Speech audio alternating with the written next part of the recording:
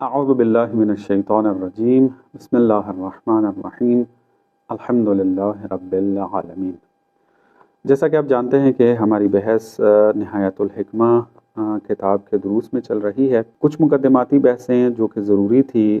کتاب میں داخل ہونے سے پہلے وہ آپ کی خدمت میں بیان کی ہیں۔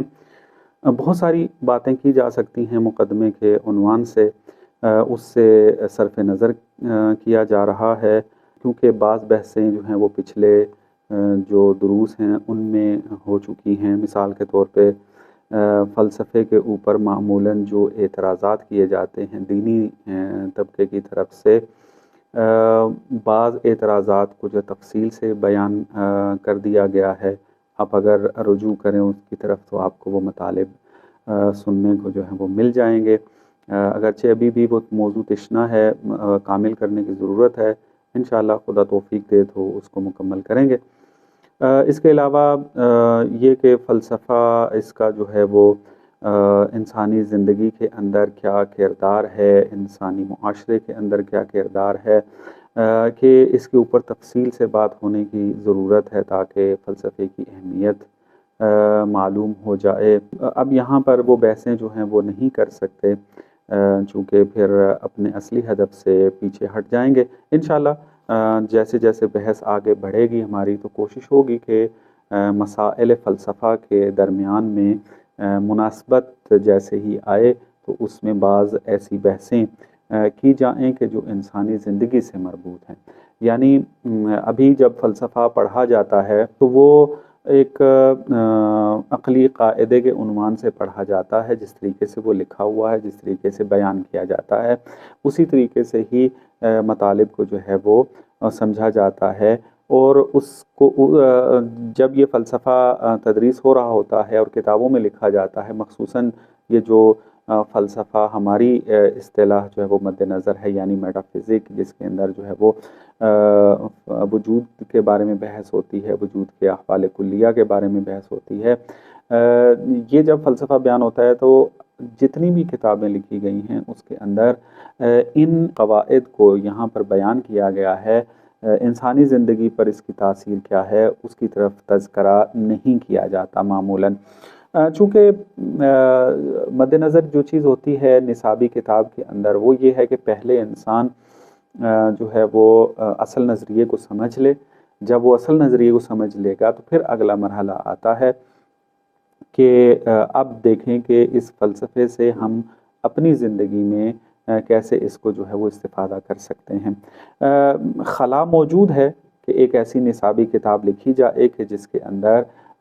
جو ہے وہ فقط فلسفے کے نظریات اور فلسفے کے قواعد کو ذکر نہ کیا جائے، بلکہ اس کے ساتھ ساتھ اس کے جو ثمرات ہیں، اس کے جو نتائج ہیں، اس کے جو اثرات ہیں انسانی زندگی کے اوپر، ان کی طرف بھی جو ہے وہ توجہ دلائی جائے۔ ابھی چند سالوں سے کام جو ہے وہ بہت زیادہ ہو رہا ہے۔ انشاءاللہ کوشش ہے کہ اس کی طرف جو ہے وہ مناسبت جیسے جیسے آتی رہے اس کی طرف اشارہ کریں، یا مستقل درس کے عنوان سے مطالب کو جو ہے وہ بیان کریں کہ اسلامی فلسفے سے ہم اپنی زندگی کے اندر کس طریقے سے استفادہ کر سکتے ہیں۔ کتاب کی طرف آتے ہیں ہم کہ علامہ طباطبائی رحمۃ اللہ علیہ نے کس طریقے سے فلسفی مباحث کا جو ہے وہ آغاز کیا ہے۔ تو علامہ طباطبائی یہاں پر ایک عنوان دیتے ہیں، کلام بمنزلۃ المدخل لہذہ الصناعہ۔ یہاں پر علامہ طباطبائی رحمۃ اللہ علیہ جو ہیں وہ بعض اہم بحثوں کی طرف اشارہ کرتے ہیں۔ جیسا کہ میں نے آپ کے لیے عرض کیا تھا، مختلف اصطلاحیں ہیں لفظ فلسفہ کی، اس میں سے ایک جو اصطلاح بیان کی تھی فلسفہ مضاف کی، جیسے مثلا فلسفہ اخلاق ہے، فلسفہ سیاست ہے، ایک علم کی طرف جو ہے وہ مضاف ہوتا ہے، فلسفہ، فلسفی آف جسے کہا تھا۔ تو عرض کیا تھا کہ اس کے اندر اس علم کے بارے میں بحث ہوتی ہے کہ اس علم کی تعریف کیا ہے، اس علم کا موضوع کیا ہے، اس علم کی روش کیا ہے، اس علم کا جو ہے وہ باقی علوم سے کیا رابطہ ہے، اور اس قسم کی بحثیں جو ہیں وہ اس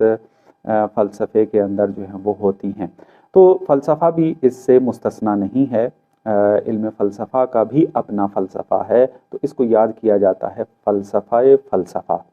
تو جو پہلا فلسفہ ہے وہ الگ معنی میں ہے، اور جو دوسرا لفظ فلسفے کا آ رہا ہے یہ الگ معنی ہے۔ دوسرا جو ہے وہ لفظ میٹافزک کے معنی میں ہے، یعنی ایسا علم کہ جو وجود کے بارے میں بحث کرتا ہے، وجود مطلق کے بارے میں بحث کرتا ہے، کہ اس کی وضاحت ابھی آئے گی۔ لیکن اس سے پہلے جو فلسفے کی تعبیر استعمال ہو رہی ہے یہ اپنے اس ٹرم کے اندر استعمال ہو رہا ہے کہ جو مبانی علم کے بارے میں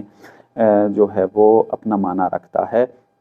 فلسفہ مضاف کے اندر۔ تو فلسفہ یہ والی بحث قدیم ایام کے اندر اگر آپ دیکھیں علماء کی کتابیں اٹھا کر تو یہ بحثیں رائج رہی ہیں۔ جب بھی ایک مصنف، ایک مؤلف کتاب لکھتا ہے تو حتماً وہ چند چیزوں کو کتاب شروع کرنے سے پہلے، یعنی اصل مسائل میں داخل ہونے سے پہلے ان کے اوپر گفتگو کرتا ہے۔ معمولاً ان کو رؤوس ثمانیہ کے نام سے یاد کیا جاتا تھا۔ رؤوس ثمانیہ یعنی 8 اہم مطالب کہ جو مقدمے کے طور پر ضروری ہوتے تھے،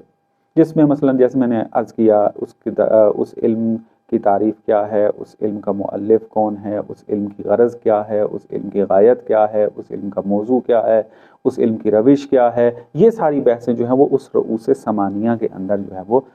ذکر کی جاتی تھیں۔ معمولاً آپ کتابیں اٹھا کے دیکھیں تو آپ کو یہ بحثیں جو ہیں وہ مل جائیں گی۔ پھر آہستہ آہستہ بحثوں کی اہمیت کو مد نظر رکھتے ہوئے بعض بحثیں جو ہیں وہ کم ہوتی گئیں، مثلاً پہلے 8 بحثیں ذکر کرتے تھے، پھر بعد میں جو ہے وہ 3 بحثیں مثال کے طور پہ ذکر ہونے لگ گئیں، فقط تعریف علم، موضوع علم اور غایت علم کی طرف جو ہے وہ اشارہ ہونے لگا، اور باقی چیزوں کو جو ہے معمولاً ترک کر دیا گیا، اس کو ذکر نہیں کیا جاتا تھا۔ بہرحال یہ مصنف کے اوپر ہے کہ وہ کون سی بحثوں کو مقدمے کے طور پر جو ہے وہ لانا چاہتا ہے۔ آج کل کے اس دور کے اندر یہ جو رؤوس ثمانیہ یعنی 8 اہم مطالب جن کا میں نے بعضوں کا نام لیا ہے، ان مباحث کو جو ذکر کیا جاتا ہے اس کو ایک الگ نام دے دیا ہے۔ پہلے کیا ہوتا تھا، اسی علم کے شروع میں مقدمے کے طور پر ذکر کیا جاتا تھا، لیکن اب یہ علم جدا ہو گیا ہے، اس کا نام الگ پڑ گیا ہے، وہ ہے فلسفہ مضاف۔ مثلاً فلسفہ حقوق، فلسفہ سیاست، فلسفہ اخلاق اور اس طرح کے باقی فلسفے ہیں، مثلا فلسفہ فزکس، فلسفہ کیمسٹری، فلسفہ سائنس مثلا مطلق طور پر ہے، اسی طریقے سے فلسفہ ہے۔ علامہ طباطبائی رحمۃ اللہ علیہ نے قدماء کی روش کو اپناتے ہوئے پہلے جو ہے یہاں پر فلسفہ کی جو بحثیں ہیں یہاں پر ذکر کرتے ہیں۔ یہاں پہ کون سی بحثیں انجام دی جائیں گی؟ یہاں پر تعریف فلسفہ کو ذکر کیا جائے گا، یہاں پر جو ہے وہ موضوع فلسفہ کیا ہے اس کو بیان کیا جائے گا، اس فلسفے کے اندر کس روش سے استفادہ کیا جاتا ہے اور اس فلسفے کا باقی علوم کے ساتھ جو ہے وہ کیا رابطہ ہے، اس کو جو ہے وہ بیان کیا جائے گا۔ علامہ طباطبائی اس مقدمے کے اندر ذکر کریں گے، اور انتہائی اہمیت کی مباحث ہوتی ہیں یہ۔ ایک علم میں داخل ہونے سے پہلے ان مباحث کو ذکر کرنا ضروری ہوتا ہے تاکہ معلوم ہو کیا علم شروع کرنے جا رہے ہیں۔ اس علم کی تعریف نہ پتہ ہو، خود علم شروع کر دیں تو کیا انسان جو ہے اس سے استفادہ کرے گا؟ اس علم کا موضوع ہی نہ پتہ ہو کہ یہ علم کس چیز کے بارے میں بحث کرتا ہے اور اصل علم پڑھنا شروع کر دے تو کیا استفادہ اس سے کرے گا؟ اگر اس علم کی غایت، مقصد، فائدہ نہ پتہ ہو تو انسان کے اندر وہ جو ہے وہ شوق ہی پیدا نہیں ہوگا کہ اس علم کو حاصل کرنے کی طرف چلا جائے۔ تو لہٰذا یہ مباحث ذکر کرنا جو ہیں وہ بہت ضروری ہیں۔ ایک اور چیز جو ضروری ہے ان مباحث کی اہمیت کو دوبالا کر دیتی ہے، اجاگر کر دیتی ہے،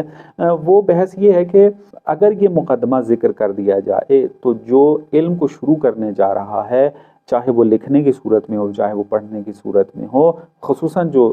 لکھنے کی صورت میں ہو تو وہاں پر اور زیادہ اہمیت دوبالا ہو جاتی ہے۔ وہ یہ ہے کہ انسان کی نگاہ کو عمیق کر دیتی ہے، اس علم کی نسبت گہرائی اس کے اندر آ جاتی ہے، اور منظم انسان ہو جاتا ہے ان بحثوں کے ساتھ۔ انسان کے جو ہے وہ مطالب جو وہ بیان کرنا چاہتا ہے مسائل کے طور پہ اس علم کے اندر، وہ نظم اس کے اندر آ جاتا ہے۔ اس کی ایک مثال دیتا ہوں آپ کو۔ مثلا جب ہم آگے چلیں گے علامہ اس پر تفصیل سے بحث بھی کریں گے کہ فلسفے میں ہم کس روش سے استفادہ کریں۔ مثلا ہمارے پاس مختلف قسم کی روشیں موجود ہیں۔ ہمارے پاس جو ہے وہ ایک نقلی روش موجود ہے۔ نقلی روش یعنی آیات اور روایات کو ذکر کر دینا اور پھر اس کے ذریعے استدلال کرنا اور ایک مطلب تک پہنچ جانا، اس کو نقلی روش کہتے ہیں۔ ہمارے پاس ایک روش جو ہے وہ شہودی روش ہے، جیسے عرفاء جس سے استفادہ کرتے ہیں، شہود کے ذریعے ایک مطلب تک جو ہے وہ پہنچتے ہیں، مطالب کو بیان کرتے ہیں۔ ایک ہمارے پاس روش جو ہے وہ روش برہانی ہے، جس کو روش عقلی بھی کہا جاتا ہے۔ فلسفہ برہانی روش سے بحث کرتا ہے۔ تو اب جب یہ یہاں پر آپ نے مقدمے میں بیان کر دیا اور ثابت کر دیا کہ فلسفہ ایک ایسا علم ہے کہ جن کے مسائل کا تقاضا یہ ہے کہ اس کے اندر روش جو ہے وہ فلسفی یوز کی جائے، اس کے اندر روش جو ہے وہ برہانی یوز کی جائے، استعمال کی جائے، تو اب یہ مصنف جو ہے جب مسائل کے اندر داخل ہوگا تو ان کو ثابت کرنے کے لیے پھر کبھی بھی دوسری روشوں سے استفادہ نہیں کرے گا، رکا رہے گا، چونکہ مقدمے میں وہ مطلب ثابت ہو گیا اس کے لیے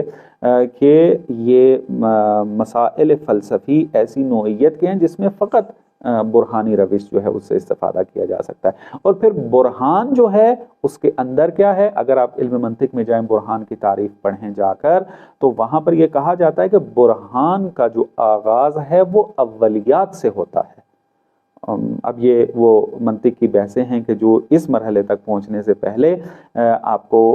پڑھا ہونا چاہیے ان مطالب کو، چونکہ یہ وہ ابتدائی باتیں ہیں کہ جو بار بار اس کا تکرار نہیں کیا جا سکتا ہے۔ اولیات بدیہی کا ضائع کہتے ہیں، لیکن ان کا مرتبہ بداہت کے اندر بہت زیادہ عالی ہوتا ہے۔ بعض بدیہی اس کا مرتبہ نیچے ہے، اگرچہ اس کی فنی تعریف جو ہے وہ یہ ہے کہ اولیات ان بدیہیات کو کہا جاتا ہے کہ جن کو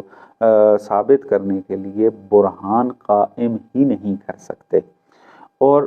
اس کے بعد کا جو مرحلہ ایسی بدیہیات کا آتا ہے کہ جن کو ثابت کرنے کے لیے برہان کی ضرورت نہیں پڑتی ہے، وہ اتنے واضح اور روشن ہوتے ہیں کہ برہان کی ضرورت نہیں ہے، اگرچہ برہان موجود ہوتا ہے، اگر کوئی مانگے تو بیان کیا جا سکتا ہے، لیکن بیان کرنے کی ضرورت پیش ہی نہیں آتی ہے۔ تو فرماتے ہیں کہ برہان کا جو پایا، بنیاد و اساس ہے وہ کون ہے؟ وہ اولیات ہیں۔ تو اب ظاہر سی بات ہے جب اس نے برہان قائم کرنا ہے مسائل فلسفہ کو ثابت کرنے کے لیے، تو وہ کبھی بھی ایسے قضایا سے استفادہ نہیں کرے گا کہ جو بدیہی نہ ہوں، اور اگر فرض کریں وہ نظری سے استفادہ کرتا بھی ہے تو وہ نظری حتماً بدیہیات و اولیات کی طرف پلٹیں، تب وہ برہان کے اندر استفادہ ہونے کی صلاحیت جو ہے وہ رکھیں گے کہ منطق کے اندر اس کی تفصیل موجود ہے۔ میں فقط اس مطلب کو سمجھانا چاہ رہا تھا کہ اگر مقدمے کے اندر یہ روش بحث کے اندر کہ اس علم میں کس روش سے استفادہ کیا جائے گا اس کے اندر یہ طے ہو گیا، تو اب پھر وہ دوسری روشوں سے استفادہ نہیں کرے گا۔ تو یہ تھا اس مدخل کے بحث کی اہمیت، اور کیا کیا مباحث اس کے اندر بیان کی جاتی ہیں یہ آپ کی خدمت میں جو ہیں وہ بیان کی ہیں۔ تو علامہ طباطبائی یہی مطالب جو ہیں یہاں پر بیان کریں گے۔ مثلا آپ اگر جناب آیت اللہ فیاضی کا حاشیہ اگر دیکھیں تو آپ کو وہاں پر یہ مطالب جو ہیں وہ نظر آئیں گے۔ فرماتے ہیں کہ علامہ طباطبائی جو ہیں اس مدخل کے اندر، مقدمے کے اندر 5 چیزوں کو جو ہیں وہ بیان کریں گے۔ پہلی چیز کیا ہے؟ وجہ الحاجت الی الفلسفہ، کہ فلسفہ کی طرف ہماری جو نیاز ہے، محتاجی ہے، وہ کیوں ہے، کیوں فلسفہ پڑھیں، اس کا کیا فائدہ ہے۔ دوسرا کیا ہے؟ طریقۃ البحث فیہا، روش کیا ہے اس کے اندر۔ ما ہوا موضوعہا، فلسفے کا موضوع کیا ہے۔ ونسبۃ المحمولات فیہا الی موضوعہا، اور محمولات کے جو اس کے اندر اس علم کے اندر جو ہیں وہ پائے جاتے ہیں ان کا اپنے موضوع کے ساتھ کیا رابطہ ہے۔ تعریفہا، اور 5ویں چیز جو بیان کریں گے وہ یہ کہ جس فلسفے کو ہم پڑھنا چاہ رہے ہیں اس فلسفے کی تعریف کیا، ڈیفینیشن کیا بنتی ہے۔ تو یہ بحثیں جو ہیں علامہ طباطبائی اس کے اندر جو ہیں وہ بیان کر رہے ہیں۔ علامہ طباطبائی نے فلسفے کا جو آغاز کیا ہے سفسطے کی نفی سے ہوگا، فلسفہ واقعیت سے شروع ہوتا ہے، چونکہ بعد میں چل کے بحث آئے گی، اس تذکرہ آئے گا، تفصیل اس کی بیان کی جائے گی۔ اور پہلے بیان چونکہ ہو چکی ہے، اور فرض یہ ہے کہ آپ مقدماتی فلسفہ اور بدایہ جیسی کتابوں کو پڑھ کر آئے ہیں، ان دروس کو سن رہے ہیں۔ فلسفہ جو ہے وہ وجود مطلق کے بارے میں بحث کرتا ہے، یعنی واقعیت ہے، اس کے احکام کے بارے میں بحث کرنی ہے۔ تو اب یہ واقعیت کیا ہے، اس کو سمجھنے کے لیے کیا ہے، اس تک پہنچنے کے لیے سفسطہ کی نفی کرنا ضروری ہے، کیونکہ اگر سفسطے کی نفی نہ کی جائے تو واقعیت کے جو موضوع فلسفہ ہے اس کا مقام ہی نہیں آتا، بس فلسفے کا کوئی مورد ہی نہیں بنے گا۔ فلسفہ علم وجود میں نہیں آ سکتا جب تک کہ سفسطہ رد نہ ہو۔ اب یہ سفسطہ کیا ہے کہ پچھلے درسوں میں اس کی وضاحت کی ہے، لیکن مطلب جو ہے وہ ذہن میں آ جائے سب کے، میں تھوڑی سی اس کی وضاحت کیے دیتا ہوں تاکہ مطلب واضح ہو جائے۔ اور علامہ نے یہاں پر ایک ابتکار کیا ہے، ایک نئی چیز لے کر آئے ہیں اپنی تعبیروں کے اندر، کہ اس کی طرف جو ہے وہ اشارہ کروں گا۔ سفسطہ جو ہے یہ یونانی لفظ سے جو ہے وہ لیا گیا ہے، جس طرح فلسفہ بھی جو ہے وہ یونانی کلمے سے جو ہے وہ لیا گیا ہے۔ فلسفہ جو ہے وہ پہلے کیا تھا، مثلا کیا ہے، فیلسوفیہ تھا۔ فیلسوفیہ یعنی جو علم سے محبت کرتا ہے، اور صوفیسٹ اس کے مقابلے میں موجود تھا کہ جس کو کہا جاتا تھا عالم و دانشور۔ تو صوفیسٹ سے جو عربی کے اندر مصدر بنایا گیا اس کو کہا گیا سفسطہ، اور فیلسوف سے یا فیلسوفیہ سے جو مصدر عربی کے اندر بنایا گیا اس کو کہا گیا فلسفہ۔ تو سفسطہ کا معنی اگر ڈکشنری میں جا کر دیکھیں تو اس کا معنی کیا ہے، علم، دانش، اور صوفسٹ یعنی دانشور یعنی عالم۔ اور فلسفے کا معنی کیا ہے، فیلسوف کو کہا جاتا ہے کہ جو علم سے محبت کرنے والا ہے۔ سقراط اور افلاطون کے زمانے میں ایک گروہ موجود تھا کہ جو بہت اپنے آپ کو پڑھا لکھا مانتا تھا، اور معاشرے کے اندر ان کا ایک مقام موجود تھا۔ وہ مختلف علوم جو ہیں وہ پڑھاتے تھے، حتیٰ آج کل کے اگر زمانے کے ساتھ اس کی تشبیہ کی جائے تو جیسے ہمارے وکیل موجود ہیں اس قسم کا بھی پیشہ تھا ان کا، جو مشکلات پیش آتی تھی عوام کو، ان مشکلات کو حل کرنے میں مدد کرتے تھے، وہ ان کا کیس لڑتے تھے، ان کے حق میں گواہی دلائل جو ہے وہ دیتے تھے، جیسے ہمارے وکلاء جو ہے وہ کرتے ہیں، اسی طریقے سے وہ ان فعل عمل کو جو ہے وہ انجام دیتے تھے۔ نوجوانوں کے اندر ان کا بہت زیادہ اثر و رسوخ تھا، کیونکہ بالآخر یونیورسٹی اس دور کے اندر جو ایک معنی تھا اسکول یونیورسٹی کا، اس کے اندر وہ ٹیچرز تھے، پڑھاتے تھے، جوانوں کے ساتھ ان کا رابطہ تھا۔ بہرحال پھر چونکہ یہ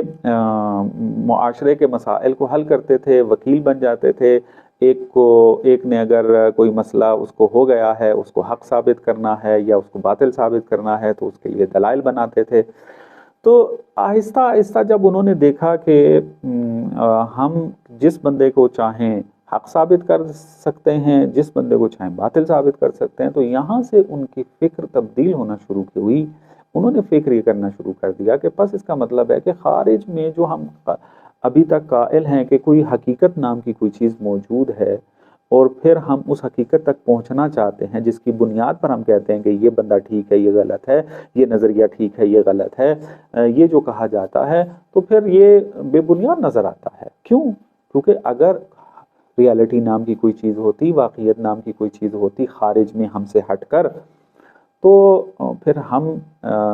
یہ والا عمل تو انجام نہ دے سکتے کہ جس کو چاہیں غلط ثابت کر دیں، جس کو چاہیں صحیح ثابت کر دیں۔ تو یہاں سے انہوں نے نتیجہ لیا کہ پس حقیقت نام کی کوئی چیز نہیں ہے۔ تو یہاں سے یہ گروہ جو ہے وہ سامنے آ، چونکہ انہوں نے اپنا نام جو ہے وہ صوفسٹ رکھا ہوا تھا، تو سقراط نے پہلے ان کے ساتھ بہت ساری ڈیبیٹس کی، پھر اس کے بعد افلاطون اور ارسطو نے بہت زیادہ محنت کی ان کے ساتھ، ان کے مغالطوں کے جواب دیے، ان کے استدلالوں کے جواب دیے، معاشروں کو جو یہ غلط راہوں کی طرف لے کر جا رہے تھے ان کو بچانے کے لیے فکری طور پر انہوں نے بہت جد و جہد کی۔ ارسطو نے پھر جو ہے وہ منطق کو تدوین کیا جو آج تک رائج ہے اور دنیا کی یونیورسٹیز کے اندر پڑھائی جاتی ہے اور نظریات دیے جاتے ہیں اس کے اوپر۔ تو بہرحال یہ جدوجہد چلی۔ تو اب یہ طبقہ چونکہ اپنا نام صوفسٹ رکھے ہوئے تھا، دانشور و عالم، تو ان کے نظریات جو ہیں وہ اس طرف چلے گئے کہ حقیقت و ریالٹی نام کی کوئی چیز ہے ہی نہیں ہے۔ تو اب یہ نام جو ہے وہ بدنام ہونا شروع ہوا۔ آہستہ آہستہ اس لفظ نے اپنا حقیقی معنی چھوڑ دیا، اور کس معنی میں استعمال ہونے لگ گئے کہ جو انہوں نے نظریہ دیا تھا، یعنی انکار واقعیت، انکار حقیقت۔ سفسطہ یعنی حقیقت کا انکار کرنا، فلسفہ یعنی واقعیت کو ماننا۔ تو یہ ایک دوسرے کے مد مقابل اس طریقے سے، پہلے مد مقابل نہیں تھے لیکن اس اصطلاح کے اندر یہ مد مقابل آ گئے، سفسطہ اور فلسفہ۔ سفسطہ ہے تو فلسفہ نہیں ہو سکتا، فلسفہ ہے تو سفسطہ نہیں ہو سکتا، بالکل آپس میں مد مقابل ہیں۔ چونکہ سفسطہ کا مطلب ہے کہ آپ نے واقعیت کا انکار کرنا ہے، فلسفے کا معنی یہ ہے کہ آپ نے واقعیت کو ماننا ہے۔ تو یہ صوفسطائی جو تھے، صوفسٹ جو تھے، ان کا پھر جو ہے وہ یہ سلسلہ شروع ہوا۔ سقراط و افلاطون اور ارسطو نے پھر محنت کی، پھر ان کے اندر مختلف جو ہے وہ کیا ہیں گروہ سامنے آئے۔ ایک گروہ تو بہت زیادہ ہی ایکسٹریم لیول کا تھا کہ جنہوں نے آ کے تو بالکل ہی حقیقت اور واقعیت کا انکار کر دیا کہ نہ ہمارے علاوہ کوئی شے حقیقت ہے، نہ ہم کوئی حقیقت ہے، کسی قسم کی کوئی حقیقت نہیں ہے، جو کچھ بھی ہے وہ ایک خواب کی طرح ہے۔ جس طرح انسان خواب میں بہت ساری چیزیں دیکھ رہا ہوتا ہے اور پھر اچانک اٹھتا ہے تو دیکھتا ہے کہ یہ تو کچھ بھی حقیقت نہیں تھا، جو کچھ بھی تھا وہ ایک خواب تھا جو ختم ہو گیا ہے۔ تو بعضوں نے آ کر اس طریقے کی فکر کرنے لگے، حقیقت نام کی کوئی چیز نہیں ہے، خواب کی طرح ہی ہے آ کر۔ تو یہ بہت ہی بیس لیس جو ہے وہ نظریہ تھا، کوئی بھی اس کو قبول نہیں کر سکتا تھا، اپنے وجدان کے خلاف تھا۔ تو ان میں سے ایک گروہ ایسا سامنے آیا کہ جنہوں نے یہ کہا کہ ہم مکمل مطلق واقعیت کا انکار نہیں کر سکتے، بلکہ جو ہے ہم یہ کہیں گے کہ میں واقعیت ہوں، میں حقیقت ہوں، اور میرے ساتھ جو چیزیں مربوط ہیں وہ حقیقت ہیں، لیکن مجھ سے ہٹ کر جو ہے کوئی چیز حقیقت نہیں ہے۔ مجھ سے ہٹ کر مثلا یہ میز ہے، کتاب ہے اور باقی چیزیں ہیں مثلا، یہ حقیقت نہیں رکھتی ہیں۔ بس حقیقت ایک ہی ہے، وہ میں ہوں اور میرے ساتھ ریلیٹڈ جو چیزیں ہیں۔ یہ گروہ سامنے آیا، لیکن یہ بھی چیز جو ہے، یہ مبنا جو ہے، یہ نظریہ جو ہے وہ بھی بہت زیادہ بیس لیس نظر آ رہا تھا۔ اگرچہ پہلے گروہ کی نسبت بہتر تھا یہ، کیونکہ وہ تو بالکل ہی کسی واقعیت کو نہیں مان رہا تھا، لیکن یہ کم از کم اپنے آپ کو تو واقعیت مان رہا تھا۔ لیکن جب دیکھا کہ اگر کوئی اور چیز نہیں ہے، کوئی اور واقعیت نہیں ہے، تو وجدانی طور پہ ہم دیکھتے ہیں کہ بہت ساری چیزوں کی طرف جاتے ہیں، بہت تاثر ہم دکھاتے ہیں، تو اس کا مطلب ہے کہ حقیقت جو ہے وہ ہمارے علاوہ بھی موجود ہے۔ تو تیسرا گروہ سامنے آتا ہے کہ جو قائل ہے کہ میں بھی حقیقت ہوں، میرے علاوہ بھی حقیقت ہے، لیکن اس حقیقت تک پہنچنا میرے لیے ناممکن ہے۔ تو یہ تین گروہ سامنے آئے۔ تو چونکہ اس تیسرے گروہ کا بھی جو ہے وہ لازمہ کیا نکلتا ہے، انکار واقعیت۔ تو ایسی واقعیت کہ جس تک پہنچنا ہی ناممکن ہو، جس کو جاننا ہی ناممکن ہو، جس کو پہچاننا ہی ناممکن ہو، تو کیسے آپ اس کو ثابت کریں گے؟ درست ہے؟ تو یہ بھی انکار واقعیت کی طرف ہی جاتا ہے۔ بس یہ تین گروہ جو ہیں اس سفسطے کے اندر سامنے آتے ہیں۔ تو اب فلسفے کا جو آغاز ہے وہ ہوگا ہی اس وقت کہ جب آپ اس سفسطے کا رد کریں گے۔ جیسے ہی سفسطہ رد ہو جائے گا تو واقعیت جو ہے وہ آپ نے قبول کر لی ہے، اب یہاں سے پھر جو ہے وہ فلسفے کا آغاز ہوتا ہے۔ فلسفہ اس واقعیت کو محور اور موضوع بنائے گا اور پھر اس کے احکام اور جو ہے وہ قواعد کو جو ہے وہ ڈسکس کرے گا اور ان کے مطالب کو جو ہے وہ بیان کرے گا۔ علامہ طباطبائی نے بدایہ کے اندر بھی اور نہایہ کے اندر بھی اسی مطلب سے جو ہے وہ آغاز کیا ہے کہ سفسطے کو پہلے رد کیا ہے اور پھر جا کر جو ہے وہ باقی مطالب کو جو یہاں پر بیان کیا ہے۔ جناب آیت اللہ یزدان پناہ حفظہ اللہ کہ ایک عظیم فلسفی ہیں اس زمانے کے، یہ فرماتے ہیں کہ علامہ طباطبائی نے جو فلسفے کا آغاز نفی سفسطہ اور سفسطے کو رد کرنے کے ذریعے شروع کیا ہے، یہ ایک بہت ہی زیادہ اہم قدم انہوں نے اٹھایا ہے، اور اہمیت کا حامل یہ نقطہ ہے، روش اہمیت کی حامل ہے یہ، اور یہ ہونا چاہیے تھا اس طریقے سے۔ اور علامہ نے جو یہ کام انجام دیا ہے یہ ان کے ابتکارات کے اندر سے، ابتکار یعنی ان کی نوآوری ہے، یعنی ان سے پہلے کسی نے یہ روش جو ہے وہ نہیں اپنائی تھی۔ پہلا جو انسان ہے جس نے یہ روش اپنائی ہے وہ علامہ طباطبائی ہیں۔ تو لہٰذا یہ ابتکارات علامہ طباطبائی میں سے ہے۔ آیا ملا صدرہ نے یا ابن سینا نے ایسا نہیں کیا؟ تو جناب آیت اللہ یزدان پناہ جو ہے وہ فرماتے ہیں کہ، اور اگر آپ کتابیں جا کے ملا صدرہ کی پڑھ لیں، ابن سینا کی پڑھ لیں، تو یہ مطلب جو ہے آپ کے لیے واضح بھی ہو جائے گا۔ تو فرماتے ہیں کہ ملا صدرہ نے درست ہے کہ واقعیت سے اپنے فلسفے کا آغاز کیا ہے، لیکن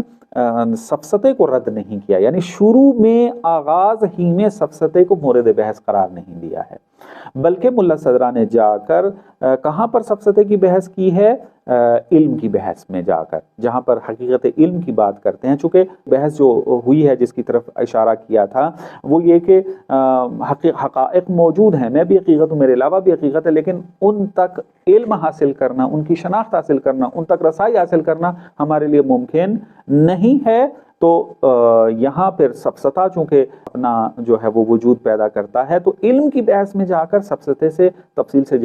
بحث کرتے ہیں اور وہاں پر سفسطے کو رد کرتے ہیں۔ لیکن ابتدا میں جو ہے ملا صدرہ نے یہ فعل انجام نہیں دیا ہے، اور علامہ طباطبائی جانتے تھے کہ یہ ایک منطقی روش ہے، تو یہاں سے آغاز ہونا چاہیے۔ تو جناب علامہ نے یہاں پر پہلے سفسطے کو رد کیا ہے، اور اس سفسطے کو رد کرنے سے کیا نتیجہ نکلتا ہے کہ انسان جو ہے وہ انتہائی واضح اور روشن طریقے سے یہ بات سمجھ جاتا ہے کہ واقعیت اور حقیقت ہے۔ اچھا، فلسفے کا آغاز جو ہے وہ ضروری نہیں ہے کہ خاص حقیقت کے بارے میں جو بات کی جائے اس کو ثابت کیا جائے تب فلسفے کا آغاز ہوگا، نہ، فلسفے کا آغاز ہو جائے گا کہ حقیقت ہے، سفسطے کے بالکل مقابل میں، جو کہتے ہیں حقیقت نام کی کوئی چیز نہیں ہے، واقعیت نام کی کوئی چیز جو ہے وہ نہیں ہے،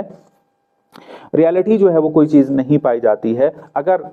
ثابت ہو جائے حقیقت ہے، اب حقیقت وہ کیا ہے ابھی اس سے بات نہیں ہے، اصل حقیقت اگر جو ہے وہ ثابت ہو جاتی ہے کہ حقیقت ہے، تو اب فلسفے کا جو ہے وہ آغاز ہو جاتا ہے، اور بڑا وجدانی طور پر انسان احساس کرتا ہے۔ علامہ طباطبائی نے بہت خوبصورت انداز میں عبارات کا چناؤ کیا ہے اور پھر مطلب بیان کیا ہے، اور انسان کو قریب کر دیتے ہیں، اور کوئی بھی عاقل انسان جو ہے، کوئی بھی احساس رکھنے والا انسان جو ہے، وہ جب اس طریقے سے آغاز کر رہا ہے اور توجہ ہو اس کی مطالب کی طرف، تو آسانی کے ساتھ یہ بات اس کو سمجھ میں آ جائے گی کہ واقعیت ہے، یہ ایک بدیہی امر ہے، واضح اور روشن امر ہے، حتیٰ اس کو ثابت کرنے کے لیے استدلال کی بھی ضرورت نہیں ہے، فقط توجہ و تنبہ کی ضرورت ہے، جو کہ علامہ یہاں پر بیان کر رہے ہیں۔ تو یہاں پر علامہ طباطبائی کی اس روش کے اندر، آغاز فلسفہ کے اندر کیا ہے کہ علامہ نے یہاں پر دو بنیادی جو مبنا ہیں ان سے استفادہ کیا ہے۔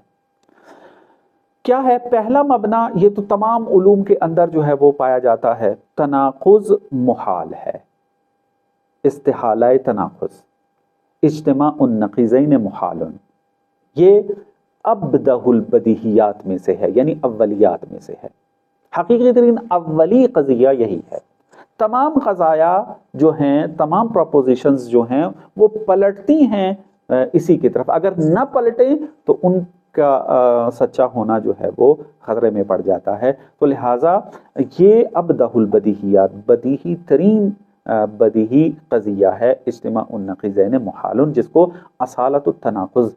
کہا جاتا ہے، اصل تناقض کہا جاتا ہے، یعنی تناقض محال ہے۔ یہ تو تمام علوم کے اندر ہے، چونکہ اگر اس اصل کو قبول نہ کیا جائے تو آپ اصلاً کسی چیز کو ثابت نہیں کر سکتے ہیں، نہ فلسفے کو